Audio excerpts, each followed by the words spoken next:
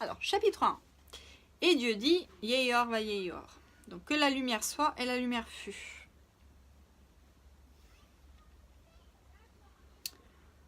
Alors, la première parole créatrice d'Hachem fut la lumière.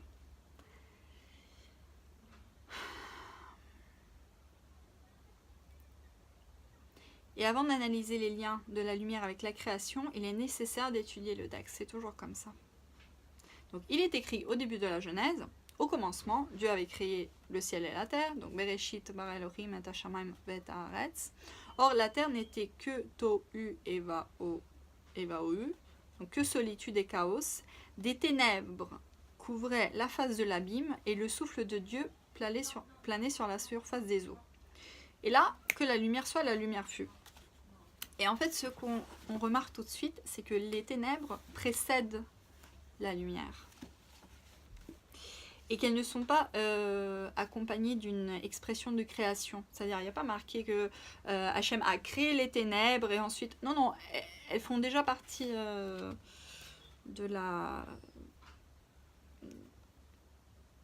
création. Donc, c'est l'apparition de la lumière qui change la donne.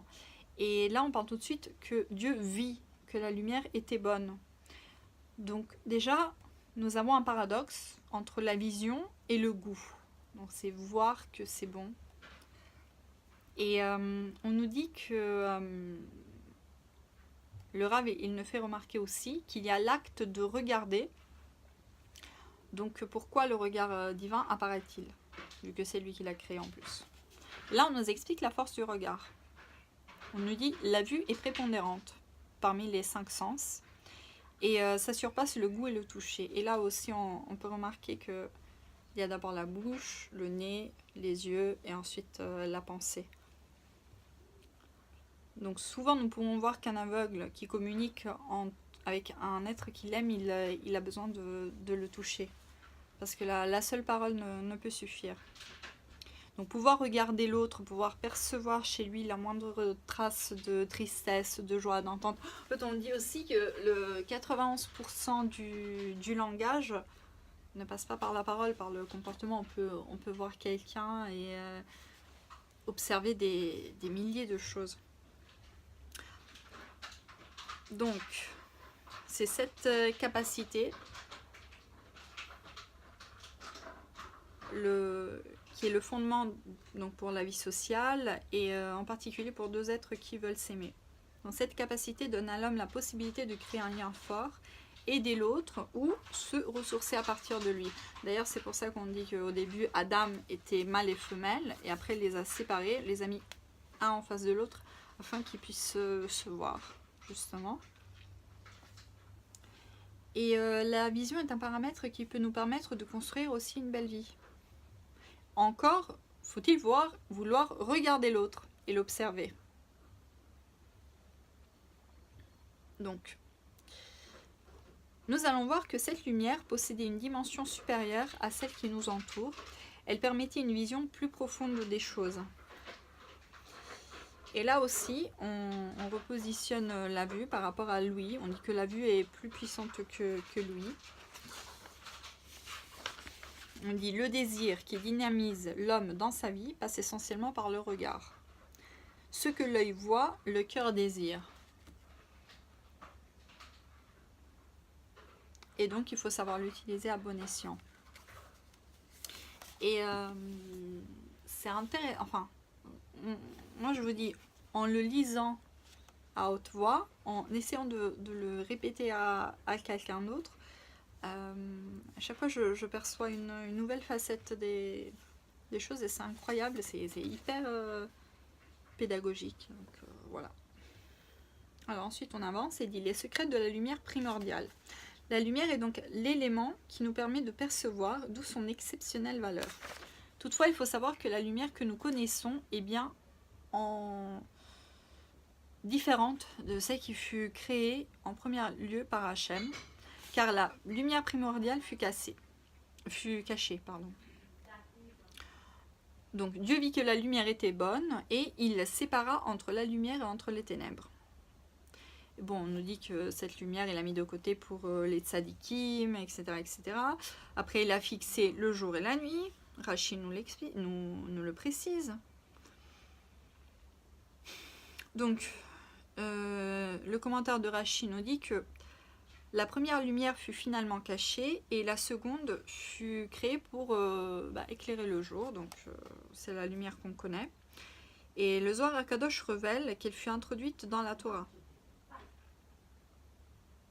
Mais aussi dans le premier homme, dans Adam Arishon. Et d'ailleurs, on dit que Adam contenait toutes les âmes, toutes les âmes de l'humanité se trouvaient dans Adam Arishon et que nous sommes il y a la baisse des générations, nous sommes des petites étincelles qui se réincarnent, etc., etc. Donc la lumière est le fondement de l'existence humaine et l'âme s'en nourrit pour vivre. Et c'est pour ça qu'Hachem considéra que la lumière était bonne. Mais là, le Rav, il va rentrer dans le détail et il va nous expliquer pourquoi ce terme fait référence au goût. Donc l'acte de consommation. Donc l'homme se nourrit davantage de cette lumière primordiale qui se trouve dans la Torah et que de tous les aliments matériels. Donc pourquoi donc cette lumière est-elle la nourriture de l'âme? C'est parce qu'elle provient de l'essence même d'Hachem. Donc c'est la source première, son émanation directe. Or, l'âme humaine est vouée à se construire une identité propre. Donc, d'ailleurs, on dit aussi que la Torah, chaque mot de Torah a 70 facettes différentes, que le but de chaque juif est d'amener sa vision, d'amener une étincelle spécifique de la Torah. D'ailleurs, c'est pour ça aussi que lorsque on déroule le rouleau, nous devons chercher la lettre qui nous correspond parce que nous avons le devoir d'amener cette nouvelle facette dans le monde. Après, bon, faut quand même faut d'abord apprendre tout ce qu'il y a à apprendre, étudier très très très longtemps et ensuite essayer de développer ça. C'est pas voilà. Faut savoir déjà, voilà, nous savons que nous avons cette mission et après voilà, faut trouver un bon rave. Faut trouver un bon rave qui puisse nous aider à marcher, à apprendre et à avancer. Donc, c'est pourquoi l'étude journalière de la Torah est extrêmement important, extrêmement fondamentale. Elle représente surtout donc une activité vitale.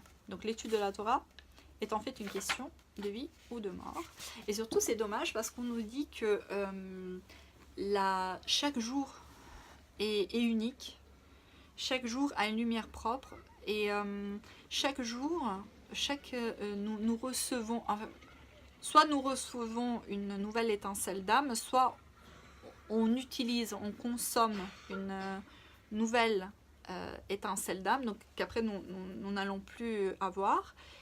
Et si un jour on ne fait rien et le lendemain on fait énormément, en fait on ne pourra pas récupérer le temps perdu d'avant. Et aussi chaque jour nous avons des expériences différentes. Et il y a des choses qui vont nous toucher, nous allons être plus sensibles à tel et tel argument. Quoi d'autre aussi? La prière, il faut prier 3 fois, enfin les hommes doivent prier 3 fois par jour. Et on nous dit, mais les soucis que nous avons le matin, le questionnement que nous avons le matin n'est pas forcément le même que nous avons l'après-midi, ou le soir, ou avant de nous endormir. Donc voilà.